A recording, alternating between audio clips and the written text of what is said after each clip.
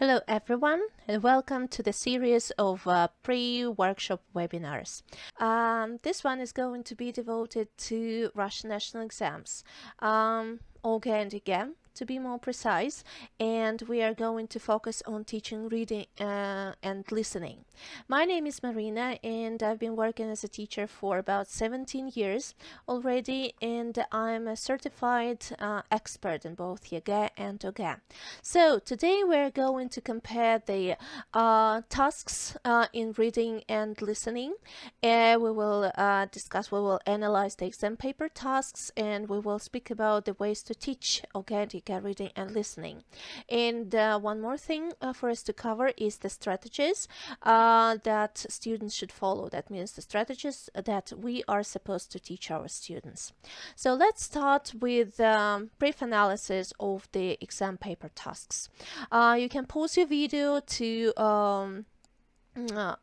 look through the task types and task forms and task skills which are assessed during in this part of the exam. So obviously we see that the number of tasks is different, but both OGE and EGE reading parts are supposed to be 30 minutes long. That means that, actually, nobody is going to tell a student to stop doing some part and start doing some other part of the exam. So 30 minutes is a kind of recommended time to deal with this type of activity. So as for the listening part of the exam, again, the listening part of the exam for both the 9th graders and 11th graders is 30 minutes long approximately, and it includes 3 types of tasks. Again, you can pause the video and take a look at the task types and task forms and skills checked there. So now let's pay much more attention to how we should teach our students who are preparing for those kinds of exams. So first of all, we need to know the structure really well, and again to make sure that we are aware of the exam tasks and all the requirements. We have a very the best source of the information is the website vp.ru. We can find all the information there concerning the exams. We can take a look at the demo versions of the exams tasks there. The good news for the 9th graders is the fact that all the tasks which are included into the exam paper are taken from this website. It is not so I don't know, good and lucky for the 11th graders, as the tasks are included into this bank only after the exam. But anyway, it is a good opportunity to get acquainted with the tasks types and to be able to actually deal with some of the exam papers from the previous years. So first of all, remember that this website is absolutely everything for us, for teachers who prepare our students for these kinds of exams. I mean, OGE and EGE. So secondly, once we get the new student who is planning to sit an exam, doesn't matter if it is OGE or EGE, we need to start with the needs analysis. Needs analysis plus a diagnostic test. So you see here that what we're really interested in is not the fact that the student is planning to sit an exam. Of course, that is the thing that the student will tell us about. But we need to make sure what exactly the student needs, what exactly the student lacks at this particular moment. So that's why the needs analysis and a diagnostic test should be based on the student's needs, obviously, and it can be a mock exam. And we can use, for example, a demo version taken from the the fipi.ru website, and after that test we can actually figure out what the problem is and why the student might have that problem. Probably the student doesn't know the strategies, or maybe the student lacks interactive reading or listening skills. Maybe a student cannot decode the information, or the student doesn't know the vocabulary, and that is something that you will focus on. Maybe the problem is in grammar. Maybe the student doesn't know grammar enough, or the student cannot paraphrase, because the information that a student hears in the recording, or the information which is given in the text, is a bit different from the task. I mean, the idea is paraphrased there, and it's really important to be able to work with synonyms, to be able to paraphrase, and etc. So probably the student relies on their knowledge and not on the information given in the text. So these are the key problems that students might experience, and once you do that needs analysis, once you have that mock exam, you will be able to see what to focus on and what actually to include into the teaching plan. So the third step is to make a teaching plan based on the results of needs analysis and the diagnostic test. You need to think of the competencies that should be taught. Again, it's not about reading, but what kind of reading? Reading for gist, or reading for specific information. It's not just listening, but what kind of listening? Listening for gist, or listening for something else. Just according to the results you get, you need to set the order. So in which order those competencies, those sub-skills should be taught. And of course you need to think about the activities that will help a student to master that knowledge of dealing with that kind of task. That is also about the strategies. So you need to teach the student some strategies, and the strategies teaching should be included into that teaching plan. Finally, you need to think about the way to assess the student's progress. Usually it is again a mock test, mock exam, but it also can be about some other activities depending on what problems the student might experience. So you make a plan and you design a plan of the course based on the results of the needs analysis. You can use a spreadsheet, for example Google spreadsheet, and you can share it with your student. You can discuss that plan together, because the student should know where you're going, and should know why he or she is supposed to do this or that kind of activity. It should be clearly seen in the plan, and it should be really connected with the final goals that the student has. So the lesson plan includes the following stages. We start with leading. No matter what skills we're going to practice, to drill, we always start with the lead-in, and it is usually short discussions, some of the topics which will be included into the listening part or the reading part, into some text. So like in this case you can see a task from the one of the courses from the platform, from the Vimbox platform, and it is on generation gap. So after the leading stage, we are supposed to have some pre-reading or pre-listening stage. Depends again on the aims of the lessons. So and here we are to pre-teach the vocabulary, to analyze the task, because some students find it really difficult to figure out what they are supposed to do in this or that type of the task, even though the task might be written in their L1. Yeah, it still might cause some troubles and problems. So you need to use various CISAQs or ICQs to see if the student knows what exactly he or she is supposed to do. The pre-stage is always full of underlining.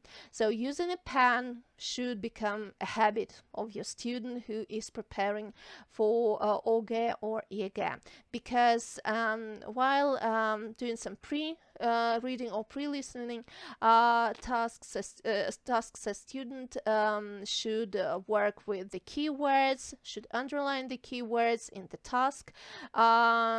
It is about also anticipation, so anticipating the synonyms, antonyms, just what kind of options, what kind of words might be found in the text.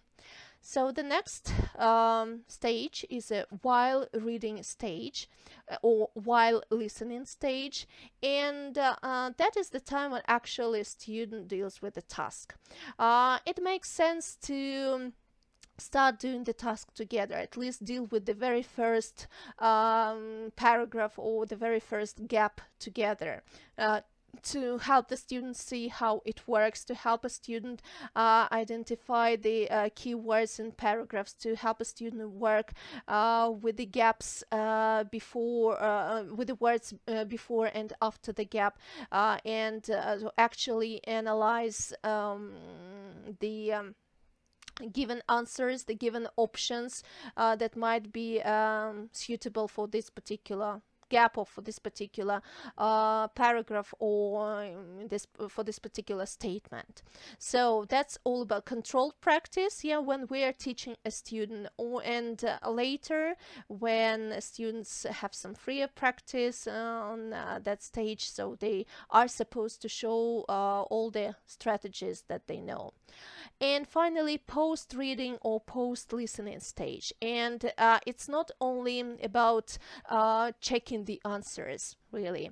It's not only about analyzing the mistakes and figuring out the correct answers and the reasons why this or that answer is there. It is all kinds of text mining. It is working with collocations. It is working with grammar structures, because I know especially for the 11th graders, it's a great chance to enlarge their vocabulary that can be useful for them while dealing with the use of English part of the exam. That's why that it is something which is to pay a lot of attention to during the lessons preparing for the exam. So it shouldn't be just dealing with the tasks, exam tasks again and again only. Yeah, it should be all ways of text mining, structure analysis, and etc. Finally, the last stage is always a follow-up. Again, it is a kind of discussion based on all the materials that you were using during the lesson. It can be also a task in writing, so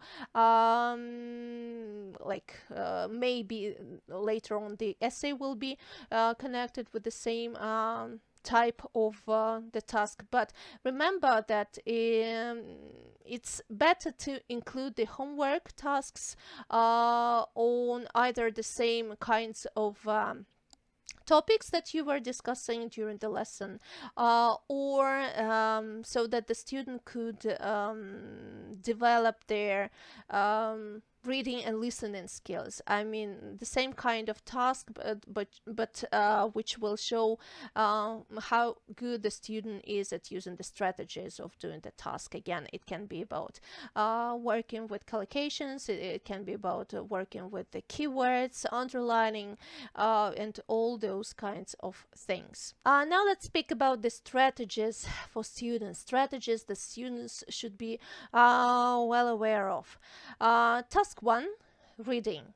So first of all, it doesn't matter if it is the task in reading, writing, or any other kind of task. Students should be able to read the task carefully to know what kind of task they are going to deal with. So, and here you can actually pause the video to read the tasks carefully. So the main idea here is, again, working with the information given in the questions, working with the keywords, it is about scanning again. So reading type of task is really often about scanning the information, underlining the keywords and matching them either to the questions or to the headings. The main, again, the common idea between the task strategies is that students are supposed to look for information and not individual words, because words can be paraphrased, they can be replaced with a synonym, but the idea remains the same. Again, for all the types of tasks, it makes sense to start with the types of tasks, or to start with the questions which are kind of easy for the students, and not to waste time while thinking about the difficult ones. And of course, it always makes sense to not leave the questions without answers, even if it is really difficult, even if the student really struggles and cannot find the right answer. The student can make either the intelligent guess based on the information, maybe using kind of the method of exception, or analyzing the questions that he or she is aware of, or it can be even a kind of wild guess, because well, sometimes the student is lucky and he or she gives the correct answer in the set of tasks, just by luck. So the next task, and that is the task where students is supposed to choose if the statement is true, false, or not stated. The main thing here is to again, to underline the key ideas in all the paragraphs. And again, a student is supposed to look for the information, not individual words. The information can be given not in one sentence, but in the paragraph, some other sentences, like around the word given, for example. And the main thing here is to really find the answer in the text. So if the information is in the text fully corresponds to what was said, then a student needs to choose true. If the information contradicts the statement, or even some part of it, then a student needs to choose false. If there is no information in the text, neither confirmation nor refutation, even if the student knows the answer from some other resources, I don't know, in this case the student should choose not stated, because again, it's not about something that we know, it is about something that we can really find the proof in the text. Reading for the 11th graders. The first type of task is, the strategies for the first type of tasks are kind of similar to the ones that the ninth graders have. The major difference here is that the students deal with the text in the ninth form, in OGE. But here students can get the paragraphs which do not belong to the one text. That means that they can be like from about different things, and they can relate to different things, and that's why students are supposed to scan them and to find again the keywords there, and to pay attention, what is really effective here, to pay attention to either the first or the last sentences in each paragraph, in every paragraph, because usually the keywords and the answers are there, either in the first or in the last sentences of the paragraph. Again, a student should never leave questions without answers. It should be either an educated guess or a wild guess. So, task 2, strategies, and you see that the task here is to fill in the gaps.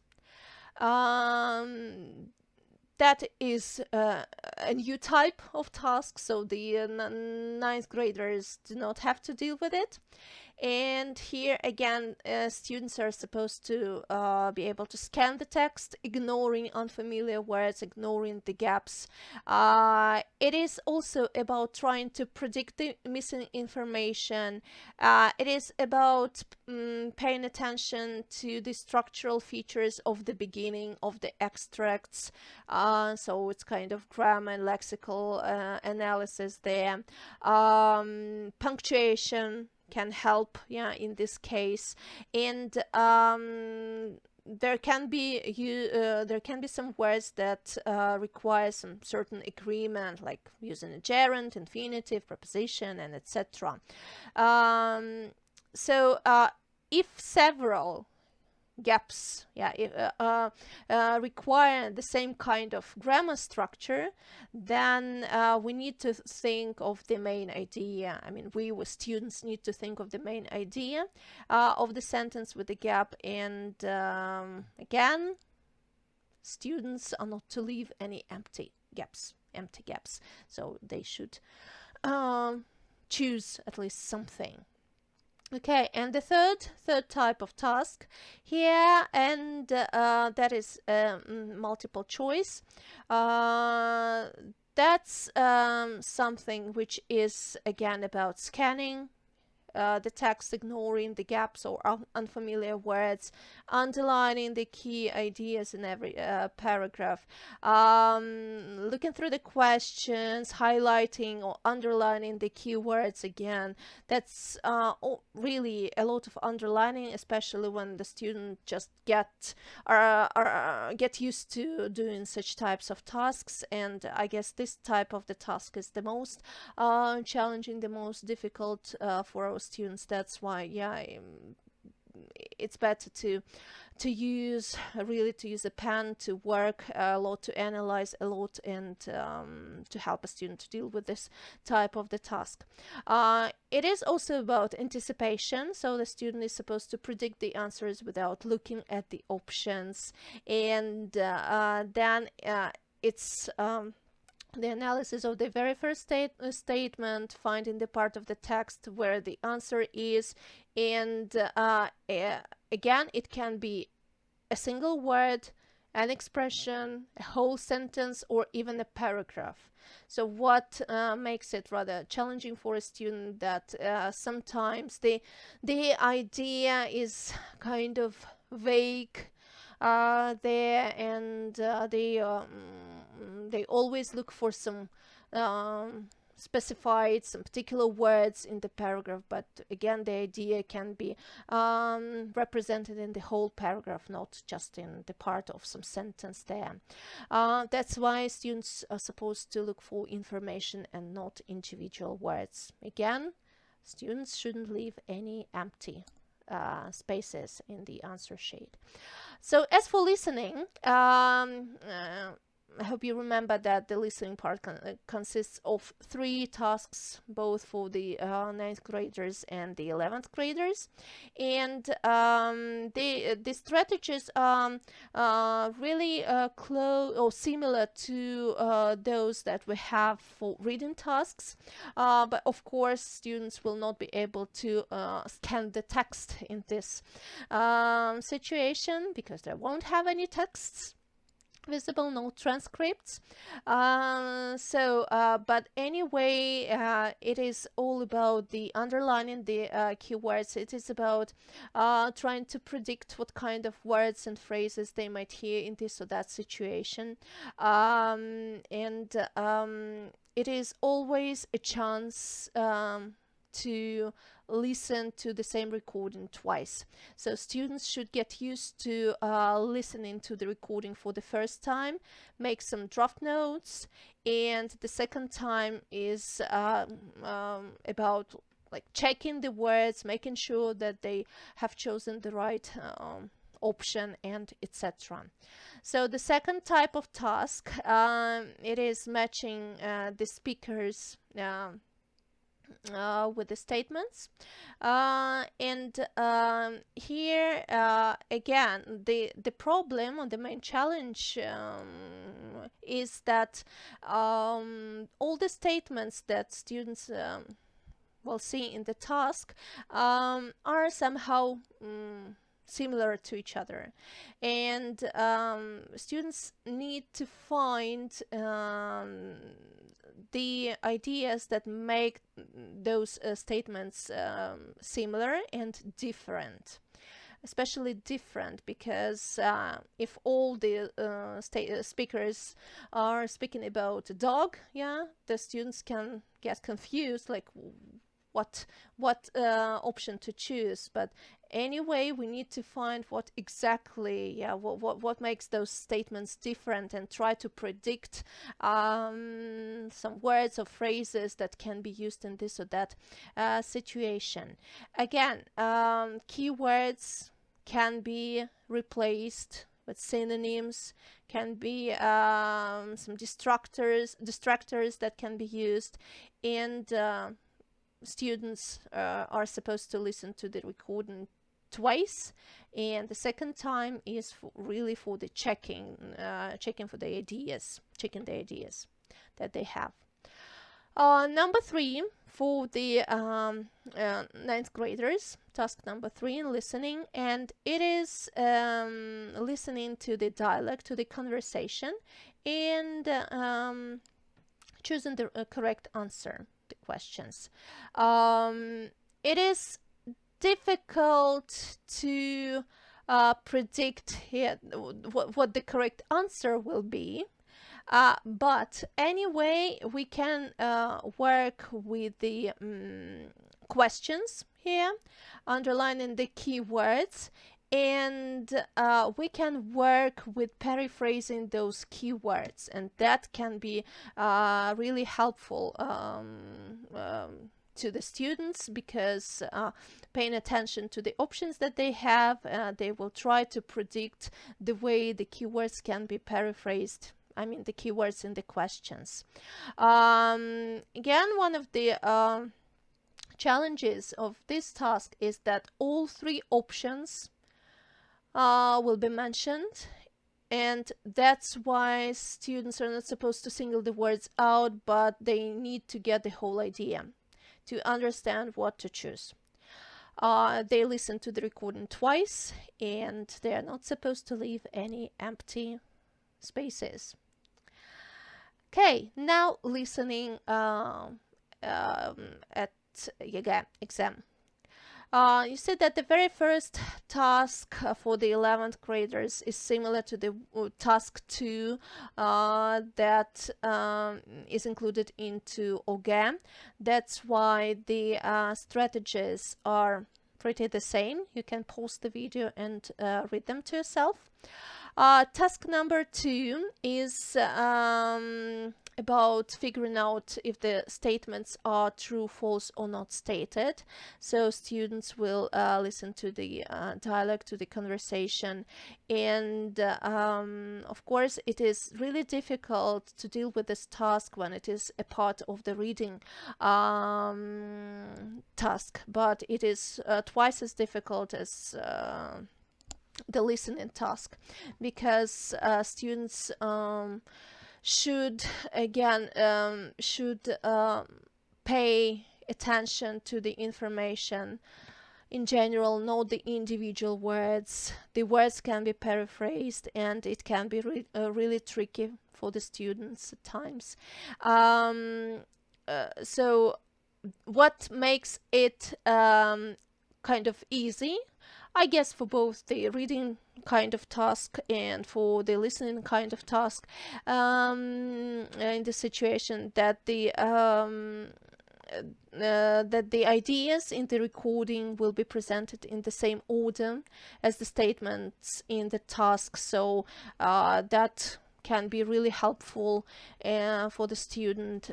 So again, if the information that a student hears fully corresponds to the statement, then it is true.